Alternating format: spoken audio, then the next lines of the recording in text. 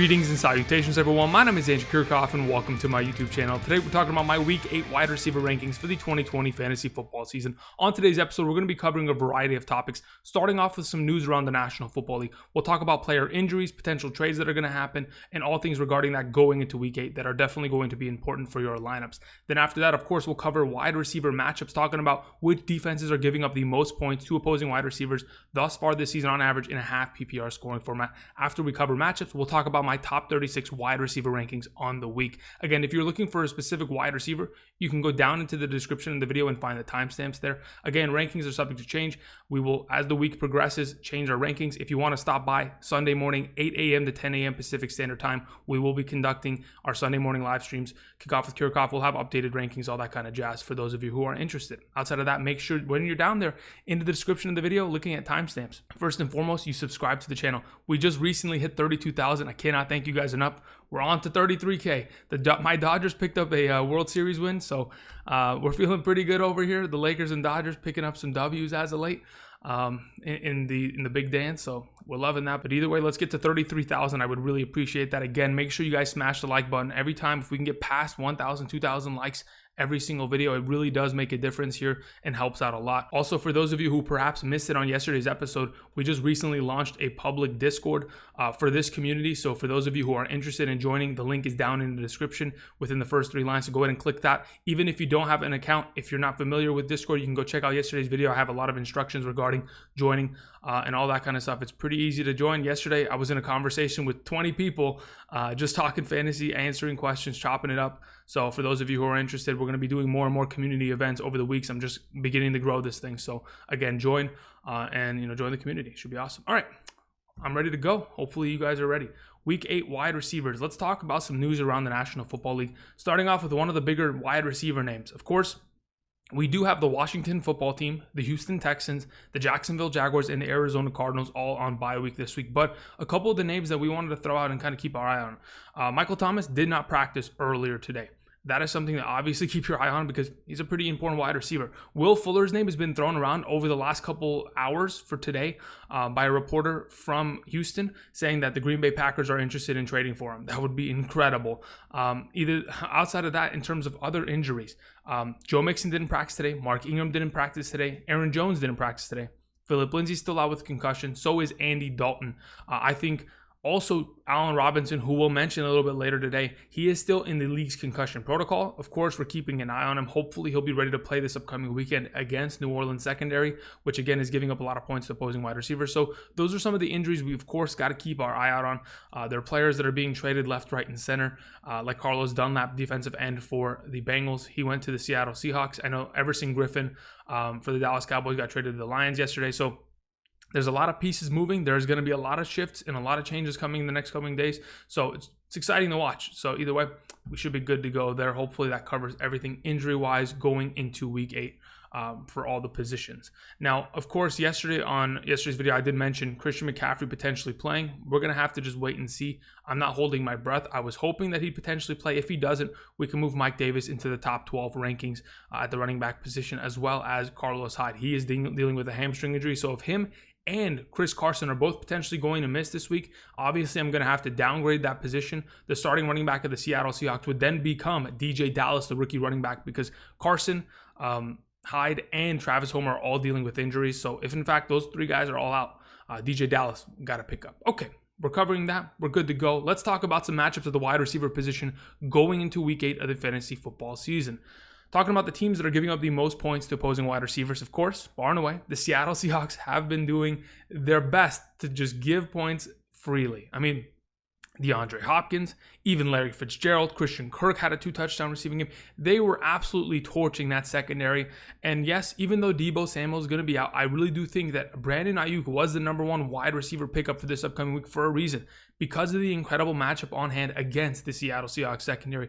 We know George Kittle's always had a great games against Seattle, but in terms of the wide receiver position, the number 1 person to take advantage of this will be Aiyuk this week. The Cleveland Browns, of course, Henry Ruggs has not been playing well. Bryan Edwards has been injured for the last couple of weeks. And of course, Nelson Agholor has scored a touchdown in each of the last 3 games for the Las Vegas Raiders. So he could take advantage of this matchup. Their secondary has been beat up, and it's definitely something that we can keep our eye out on for this upcoming week.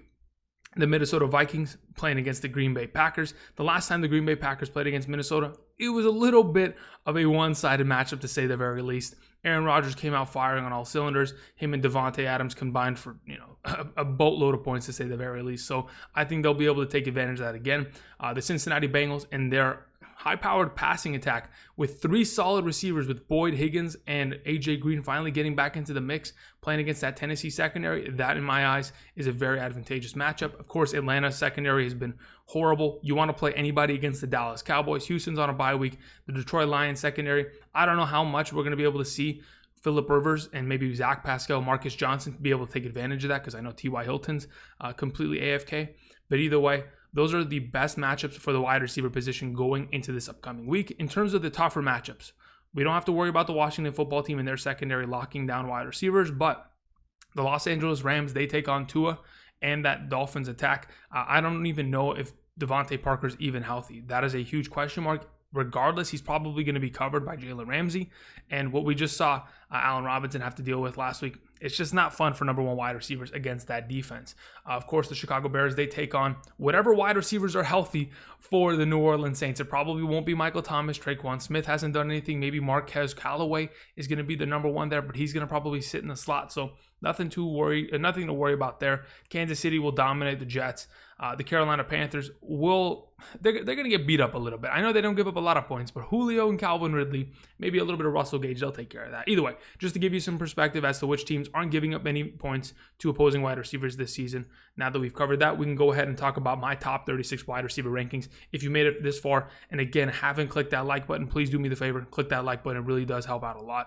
I'm telling you guys, it makes the world's difference. Okay, starting off, my number 1.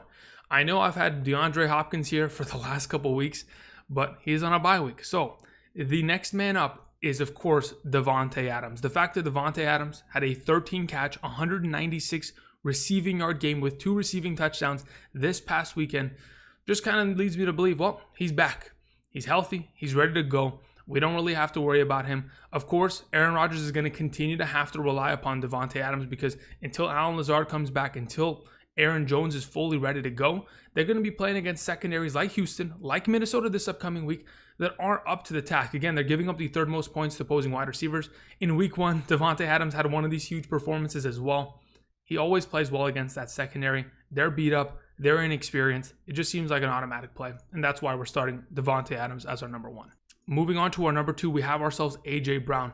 And it may be a surprise to some of you to see him as our number 2 wide receiver, but he's been absolutely electric for the last 3 weeks. Since coming back from his bone bruise, nobody has been able to stop A.J. Brown. This past week, 6 receptions, 153 yards, a receiving touchdown, a long play to say the very least against Pittsburgh's secondary. And we knew that he was going to play well, but he just continues to do it week over week. And with Ryan Tannehill there, this passing attack is continuing to get better. A.J. Brown has taken the momentum of last season, the last 10 games of the season, which Ryan Tannehill was the starting quarterback. A.J. Brown was averaging close to 15 fantasy points per game and a half PPR. He's taken that momentum and doubled down on it this year and is getting more and more work, and it's just beginning to look like A.J. Brown's an automatic play at the wide receiver position and needs to be respected more, and that is why I have obviously given him the number 2 spot, because usually he's an automatic play. But because of how he's been playing, he definitely needs the extra respect. We put him in number 2 this week, playing against Cincinnati secondary, which again has been beat up over the last couple weeks, and that defense really hasn't been able to stop us. So Baker Mayfield just threw 5 touchdowns against them. So I think Ryan Tannehill should be great this week. DK Metcalf, a former college teammate of A.J. Brown. These 2 guys are unbelievable. They're taking the league by storm in their second years. Of course, DK Metcalf this past week against the Arizona Cardinals, Sunday Night Football, wasn't the greatest wide receiver. Obviously, they had a touchdown called back in overtime because of the holding call. It just didn't go his way. But don't forget, DK Metcalf is one of the better wide receivers prior to this past Sunday's game against the Arizona Cardinals. He was averaging 17.7 points in a half PPR scoring format. Now, the 2 times that he played against the San Francisco 49ers in 2019, a lot of people thought, yeah, he didn't have great games. Well, I went and looked back at it. He had 22 targets, 12 receptions, 151 receiving yards, and a touchdown in the 2 games against San Francisco last year. And let's not forget, he fumbled on the sideline when he was going to score. So he could have had an even bigger couple performances against San Francisco. It's a defense that, in my opinion, isn't going to be really able to stop Russell Wilson, DK Metcalf, Tyler Lockett, and this Seattle Seahawks passing attack. I think DK Metcalf is an automatic play. He's one of the best in the league. And that play where he ran down Budda Baker, it just reminded me of Julio Jones running down Lavonte David from a couple years back.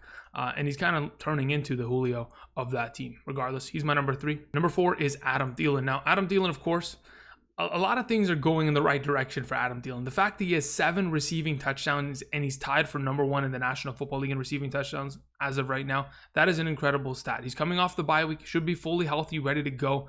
And this offense, even though they're not able to win games, they're getting a lot of points via garbage time, and that's what we love to see.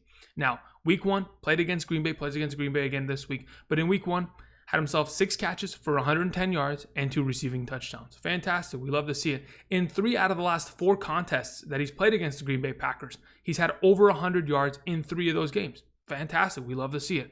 I think this is a matchup in which, again, the Green Bay Packers are probably going to come out, score a lot of points, and they're going to force Kirk Cousins and, of course, Adam Thielen, Justin Jefferson to make a lot of plays in the second half via garbage time.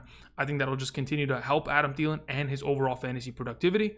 He is my number 4 for that reason. Moving on to our number 5, we have ourselves Calvin Ridley. And we just talked about, of course, Adam Thielen leading the league in receiving touchdowns, but Calvin Ridley is leading the league at the wide receiver position in a half PPR for the most points. I mean, he is literally the number 1 wide receiver in a half PPR right now, and it shouldn't really come to anybody's surprise. Of course, Julio Jones missing a couple games here and there has made a difference, but ultimately Calvin Ridley has been a touchdown machine and has been a part of one of the better passing offenses and has made so many opportunities turn into realities this season with just his ability. Of course, this past week, had himself 5 catches, 69 yards, a touchdown, and 17.4 points. They play against the Carolina Panthers this upcoming week, and to be honest, he played against them a couple weeks back, had over 100 receiving yards. So this should be another advantageous matchup, especially when Julio Jones is on the other side of the field pulling a lot of coverage. It just seems like Calvin Ridley is able to just sneak past everybody and find himself open on a consistent basis and scoring a lot of fantasy points for fantasy owners. Okay, we move on. Number 6 is Tyreek Hill. Tyreek Hill is a touchdown machine. I mean, when we're talking about guys that lead the league in touchdowns, Tyreek Hill is up there because he scores almost every single week. It's only been 1 week that he hasn't scored this season. So again, his consistency of targets there. I mean, he had 10 targets this past week. We love to see it. 6 total catches, 55 yards and a touchdown. As long as he's scoring touchdowns, I mean, I'm waiting for Tyreek Hill to have his boom 30-point game. It's in the books. It's going to happen. I don't know when it's going to come, but it might even be this game against the New York Jets. There's always a possibility that we end up seeing a big boom performance because even when Tyreek Hill isn't the best, he'll still somehow find a way to score and get himself into the 13-plus fantasy point range in a half PPR setting. I think the Jets matchup is extremely advantageous. Should be a blowout, but maybe we end up finding ourselves with a Tyreek Hill game in which he's the number 1 guy at the end of the week. Julio Jones is number 7. Again, this passing attack has kind of turned a new leaf. Of course, when getting Julio back, they're in a far better position, and Matt Ryan looks like a far different quarterback. Maybe they want to, run the ball less with Todd Gurley. Todd Gurley's getting a lot of touchdowns, really kind of saturating some of the potential value for wide receivers on that team, but it is what it is. At this moment in time, Julio Jones is one of the best wide receivers in the league. Last week, 9 targets, 8 receptions, 97 total receiving yards, 13.7 fantasy points, plays against Carolina. Again, he typically is always great against NFC South matchups, and I think Julio Jones, as long as he's healthy, I know he's questionable right now, but again, he's almost questionable every single week. He should be perfectly fine. I'm just looking for touchdown upside. I don't know if we'll find it, but if he's able to get there, that would be absolutely fantastic for him this week. Number 8 is Mike Evans, and you guys may be thinking, well, Mike Evans burnt me really bad this week, Andrew. I don't know if I want to play him. Well, let's think about what he's done without Chris Godwin in the lineup already this season, okay? There's been 3 contests in which Chris Godwin's already missed. He's going to miss this upcoming week because he fractured his index finger on the touchdown catch last week. Now, in the 3 games without Chris Godwin this season, Mike Evans has scored 19.9 fantasy points, 21.7 fantasy points, and 12.6. Each of those games catching a receiving touchdown, in 2 of those games surpassing 7 catches and 100 receiving yards. So the opportunity is going to be there. The production will be there because they're going to play against the New York Giants. Last year, the Buccaneers played against the New York Giants, and it was by far the best game of Mike Evans' career. He had himself 8 catches, 190 receiving yards, and 3 receiving touchdowns. He's dominated against that defense before. Brady always likes to beat up on the Giants because of, a little bit of revenge from those Super Bowls. But either way, I think this is going to be a great matchup, and Mike Evans should be a great play. Tyler Lockett, our number one wide receiver from week 7, a guy that put up literally 45.5 points, 20 targets, 15 receptions, 200 receiving yards, and 3 receiving touchdowns. It's not the first time he got 3 receiving touchdowns this week, and I know many of you Tyler Lockett owners will already have known that, but 15 receptions is an unbelievable number. I mean, I haven't seen someone get 20 targets, much less in quite some time. I looked at the record for the most receptions in a single game. I think Brandon Marshall is up there with Terrell Owens and Jason Witten with like 20, 21, 18 receptions. I mean, Tyler Lockett wasn't that far away from the record. He's tied with a lot of great wide receivers like Michael Thomas for having 15 receptions in a single game. But regardless, as long as he keeps getting this kind of productivity, I'm fine with it. I just don't want to see these kind of blow-up games because it does cause a lot of inconsistency. He's going to show up and throw 3 points on the board, then have 45, then 3, and then 45. I don't want to see that. I want to see middle of the line, give me 15 points, and let's be happy with it. Of course, he could have won you the entire fantasy week because of the 45-point game, and he probably did for you. But again, I want to see more consistency. Hopefully, we'll find that this week against San Francisco and their struggling defense because, of course, they've been working with a lot of injuries on hand. We have ourselves number 10, and the thumbnail himself, Keenan Allen. So here's the thing about Keenan Allen. Last time we saw him was week 5. He had the back injury. He left the game. Mike Williams took over. Now, we thought maybe Mike Williams might get more of a role. That was all hoopla. It was just, smoke and mirrors. To be honest, whoever the number one wide receiver for this offense is going to feast, and it has been consistently Keenan Allen. 13 targets, 10 receptions, 125 receiving yards. Herbert has played out of his mind this season. And the fact that he is feeding Keenan Allen the ball as consistently as he is, Keenan Allen could eventually finish as a top 12 wide receiver this season. I think he's on pace to end up there, especially with the upcoming matchups. You're playing against Denver this upcoming week. Their secondary has been, completely washed out with injuries and all that kind of stuff this season. So I think Keenan Allen, another extremely productive play this week and a guy that I'm automatically throwing out there because of how many opportunity of targets he's getting. It's an insane number to say the very least. So he's my number 10. Number 11 is Kenny Golladay. I'd love Kenny Golladay to maybe catch a touchdown this year. That would be nice. Unfortunately, it hasn't been the case for the last couple of weeks, but he's getting good yardage counts. The targets could potentially go up, only having 7 targets, 6 receptions for 114 yards. Great. I like those numbers, but when you play against the Indianapolis Colts, they might not be able to give up that much. They've got some great corners and a better overall defense. The question is, what are we going to see from Kenny Golladay? He's got to score a touchdown in these weeks to find himself in the upper echelon. I have him at number 11 this week because I believe he is still one of the better wide receivers in the National Football League. He's just got to see more consistent targets and more red zone or end zone targets throughout the weeks. We're not seeing as much of, Matthew Stafford just uncorking the ball because, again, Kenny Golladay is pulling double coverage, and that's been tough on him, but I think he should be able to improve over the next coming weeks, score some touchdowns, and make some fantasy owners happy. We move on to Stefon Diggs, number 12. So a couple of the trade rumors that are coming out of New England, who the Buffalo Bills do play this week, is that they're trying to move Stephon Gilmore. He's already put his house for sale. So he's on the move. I don't know when they're going to move him. I don't know where they're going to move him. But the question is, who exactly is going to be covering Stefon Diggs this week? It'll probably be McCourty. That is not as scary of a prospect in my eyes in comparison to Stefon Gilmore, who's, again, the reigning defensive player of the year. So when I think about it, Stefon Diggs last week wasn't able to have the best performance against the Jets, but the opportunity was there. 11 targets leading to 6 receptions, 48 receiving yards. Of course, it got overshadowed by the fact that Cole Beasley had 12 targets, 11 receptions, 112 receiving yards. But again, we digress. Stefon Diggs, still a fantastic play, has been consistent all year long, whether it's scoring touchdowns, getting the receptions and yards. He has been 10-plus point money every single week. I'm going to continue to rely upon him in this tough matchup because I think they're going to get back on track and feed their best player the ball. Moving on to our number 13, we have ourselves Allen Robinson. So I mentioned it a little bit earlier in today's episode.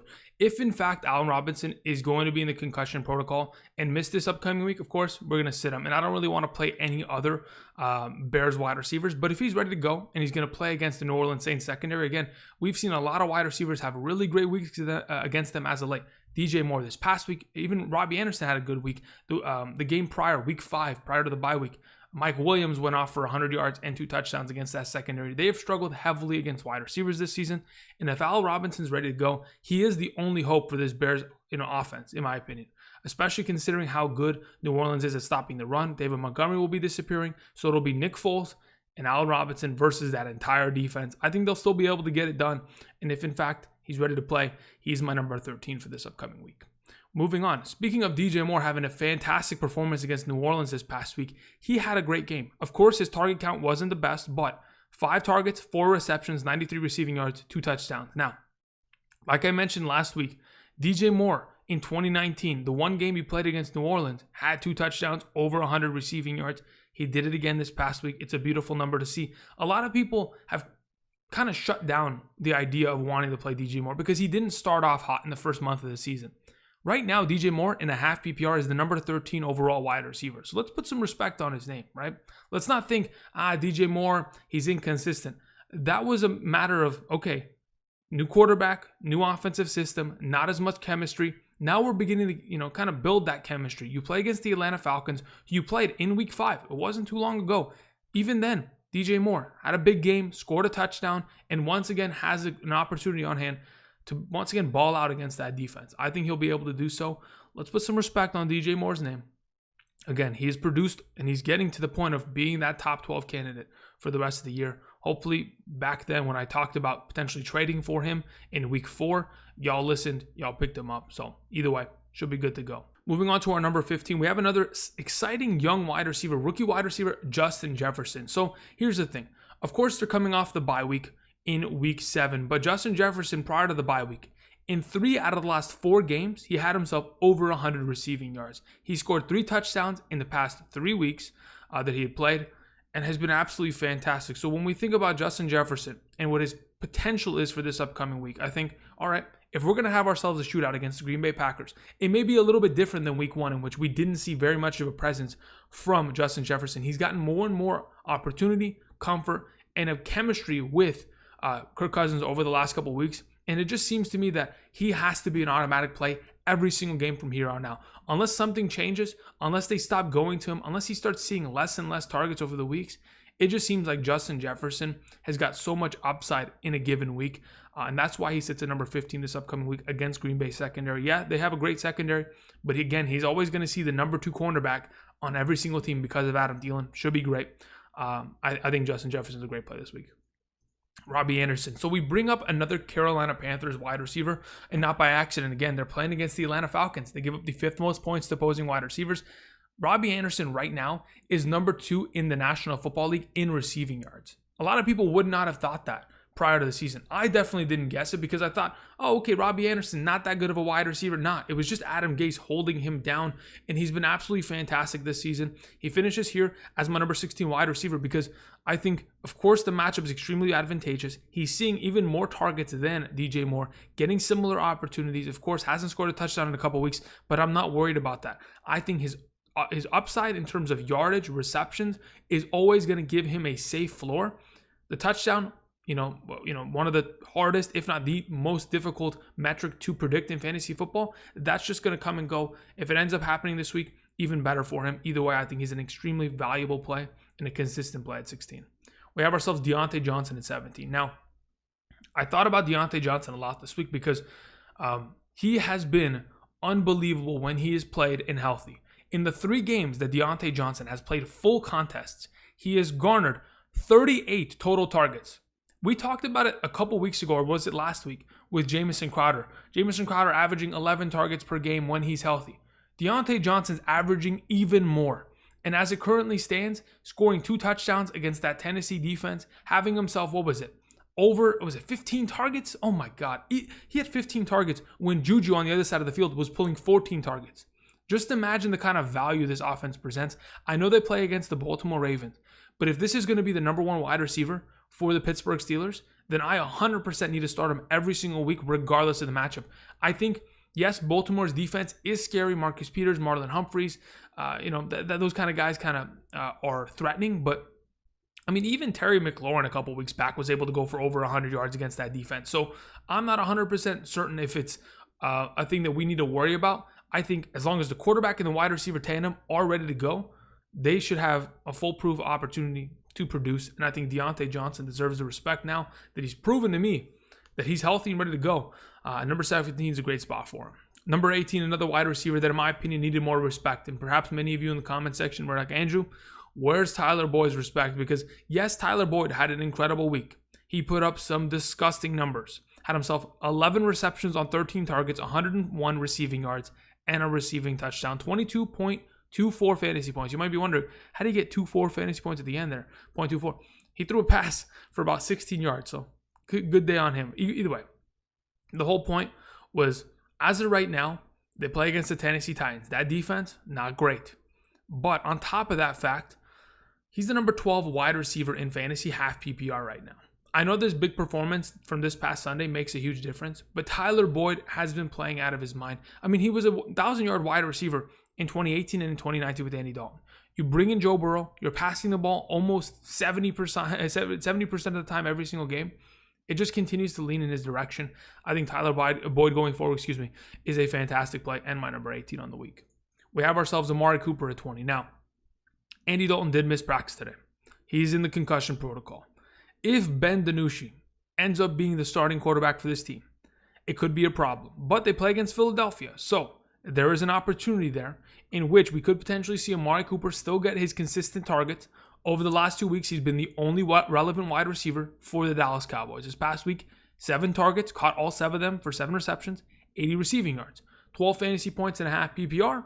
I'm comfortable with that. If he plays against Philadelphia, it's going to be a little bit tougher because, of course, Darius Slayton will be up against him. He has struggled in the past in his career against Darius Slayton in the matchups that they've had, but I still believe that Amari Cooper can be relied upon. We just got to see who's playing quarterback. That's going to be a big difference maker. Again, this is recorded on Wednesday, early in the morning, so it just depends on how we're going to go about it. Either way, we're going to move on to our number 20 wide receiver. We have ourselves Brandon Aiyuk. Now, I mentioned to many of you to go pick him up this upcoming week on waivers because, again, if Deebo Samuel's going to be out for multiple weeks, they're not going to have Tevin Coleman, Jeff Wilson, Raheem Mostert. They're, pretty much underhanded when it comes to offensive weapons and threats. And the way that this offense functions, they always need a number 1 wide receiver to either hand the ball off to, like they did with Deebo last week, or that they've done with Brandon Aiyuk earlier this season. I mean, Brandon Aiyuk has 2 rushing touchdowns. I mean, the only other wide receiver that has 2 rushing touchdowns is Chase Claypool this season. I think Curtis Samuel has a rushing touchdown, but anyway, that's just the stats in my brain just continuing to just filter. But either way, Brandon Aiyuk plays against the softest defense. They're giving up the most points to opposing wide receivers. This past week, 6 catches, 115 yards against a very good defense in the New England Patriots. So I think to myself, why not? It's a great matchup. The quarterback should be firing on all cylinders. It's a divisional matchup. And I think Brandon Aiyuk should be ready to step up to the task at hand. Travis Fulgham is my number 21. Fulgham is just getting targets. I know he didn't have one of the better games on Thursday night against the New York Giants, but it's okay. 11 targets once again. Double-digit targets is what this guy is getting and is on a consistent level. 5 receptions for 73 yards. Didn't end up, eclipsing 10 fantasy points, but 9.8 will do. He plays against Dallas this week. We want to play anybody against Dallas this week, whether it's Boston Scott, Travis Fulgham. We'll kind of have to monitor what exactly Dallas Goedert and Jalen Reagor are going to do this upcoming week because they've both been given the designation to return. But either way, I think Travis Fulgham right now is the number 1 outside wide receiver for this team. And it just seems to me like anybody who plays against Dallas seems to succeed at that position. Fulgham should have a great week. Robert Woods is my number 22. And I think Robert Woods this past week obviously was underwhelming to say the least.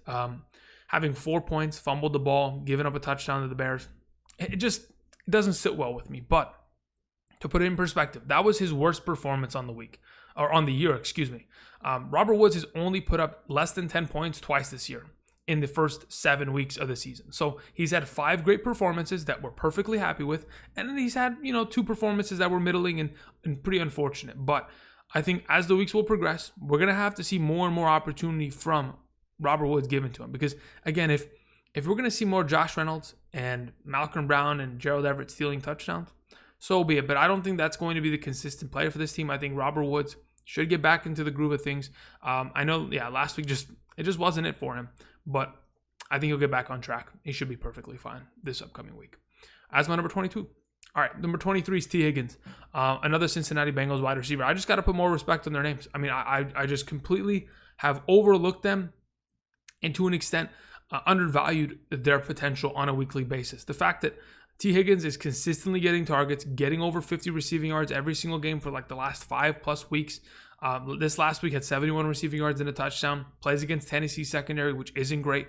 I think as long as T. Higgins, Joe Burrow, they're continuing to build their chemistry, this tandem is just going to continue to grow and put up a lot of points.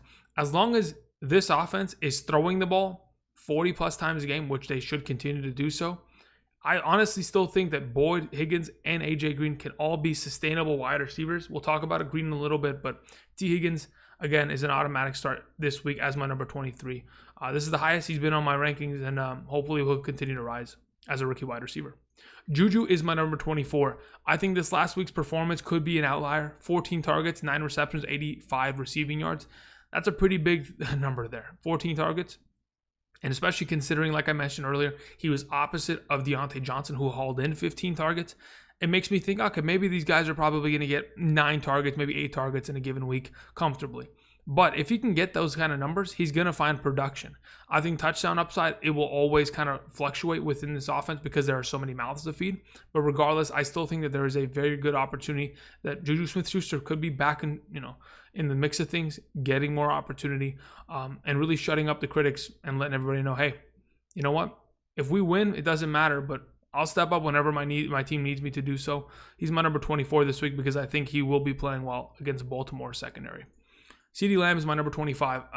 Again, it's similar to Amari Cooper, who's above him on the list to the left. The question remains, who's going to be the starting quarterback? If it's Andy Dalton, we're going to roll him out there. We're going to find some consistency. But CeeDee Lamb had his worst game of the season. He didn't catch a single ball. He had literally 0 points, and it's unfortunate, but let's just take into account they play against Philadelphia's secondary. They're not great, especially covering slot wide receivers. I think myself, CeeDee Lamb, regardless of who the quarterback is, could end up seeing a lot of targets because the offense is kind of revolving around getting him the ball a lot of the time. So to be honest, I think CeeDee Lamb could still be very valuable this upcoming week. It just depends what kind of a bounce back week we end up seeing here. Cooper Kupp's my number 26. I think Cooper Kupp, of course, had a little bit of a better week. The targets were kind of in his direction. 6 targets, 6 receptions, 43 receiving yards. Had himself one of those jet sweep, end rounds for 16 yards. Ended up with 8.9 fantasy points. Plays against the Miami Dolphins. Again, Cooper Kupp is sat in this like limbo where he's not scoring touchdowns. He's not having big yardage games. He's, a midline wide receiver that's kind of, sitting at number 26. Kind of seems about right. So he's not a guy that I'm dying to start, but I'm also not afraid of putting him out there because I think he will be consistent enough on a weekly basis. So I'm okay with him being at number 26. I just need him to, potentially get more opportunity. 6 targets is not enough for Cooper Kupp. We've seen him dominate with 10 plus. I'm hoping they get back there, but we'll see.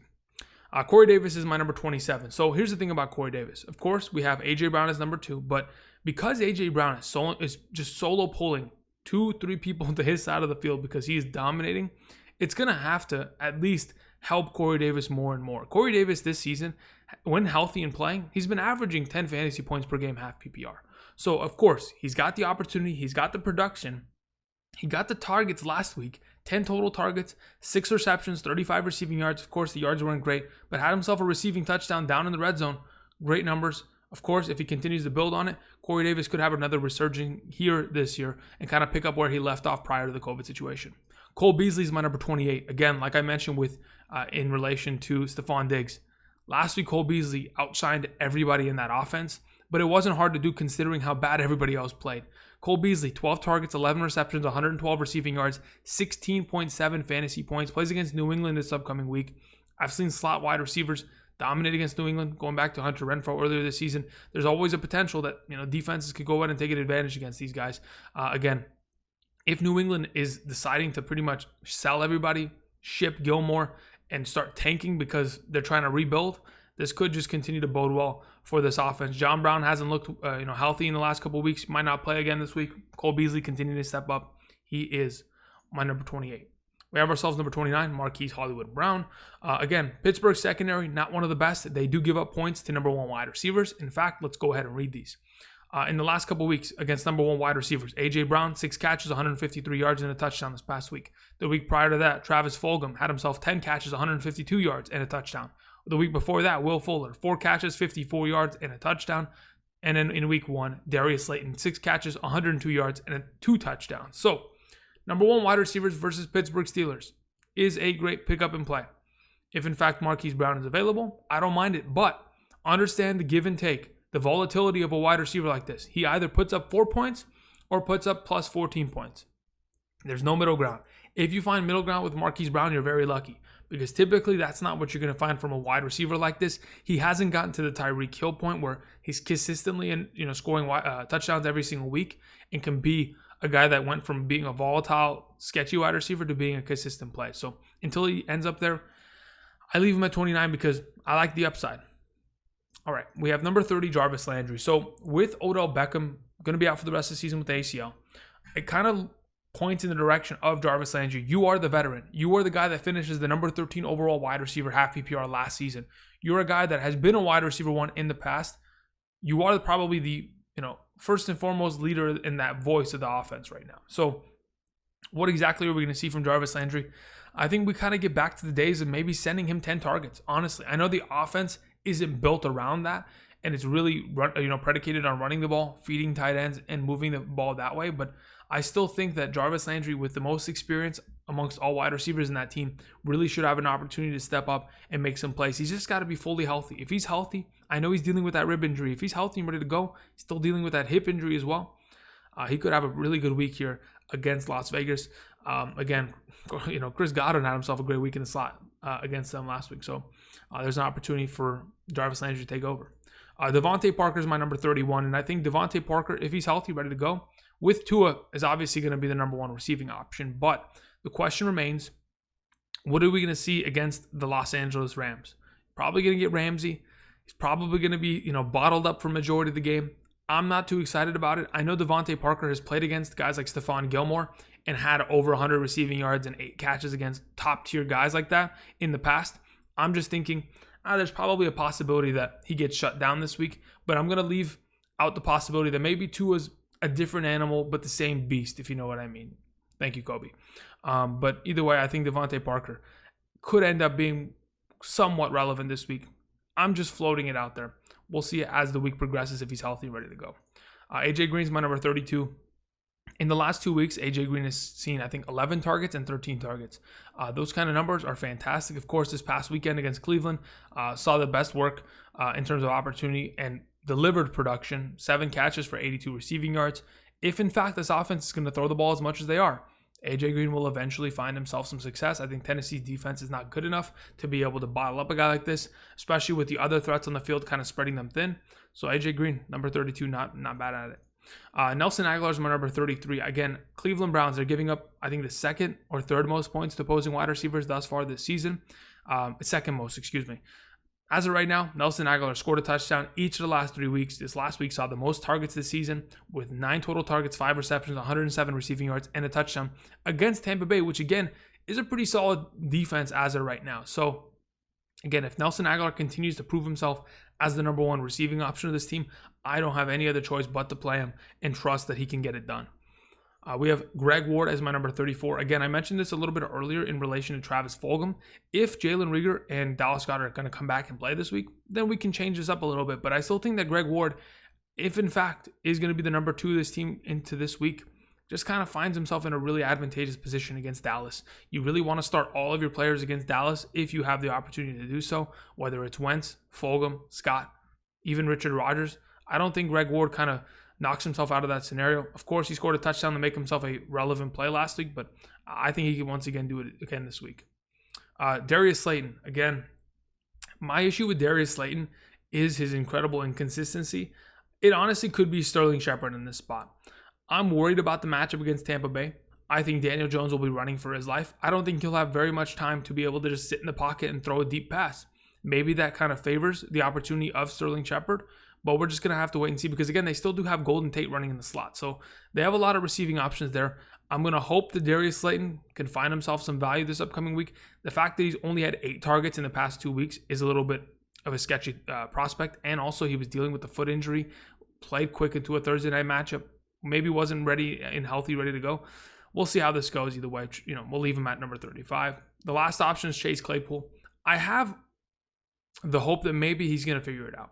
That's my hope. My hope is that he figures it out and he gets more targets. Having 1 target or 1 reception or very little utilization, even though he's playing the identical amount of snaps that he did when Diontae Johnson was out, kind of leads me to believe that this offense believes in him more. They want him to play over James Washington. They want him to get more utilization. He is a decent blocking wide receiver, so he's going to get on the field.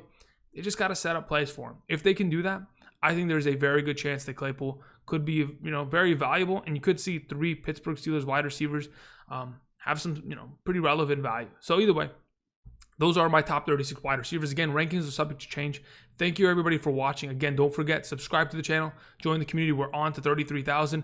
Like today's video, comment down below. And again, down in the description of the video, join our Discord. We're going to be having a lot of community events there over the coming weeks. We're only halfway through the season, so we've got a lot of going forward. I appreciate you guys spending your time here today. Until tomorrow, we'll be talking about quarterbacks and tight ends for Week 8. Thank you, everybody, for watching, and I'll see you guys. Peace.